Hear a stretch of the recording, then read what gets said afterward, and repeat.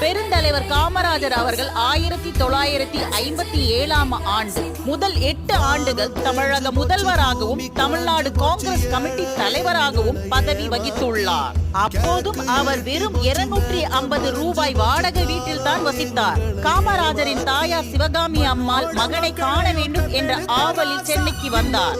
தாயிடம் காமராஜர், ஊரை சுற்றி பார்க்கணும்னா பாரு, திருப்பதி போனாலும் போயிட்டு வா, ஆனா உடனே விருதுநகருக்கு புறப்பட்டு போயிடுன்னு என்று கூறி அனுப்பி விடுவார். தாயின் செலவிற்கு காமராஜர் மாதம் 120 ரூபாய் மட்டுமே அனுப்புவார்.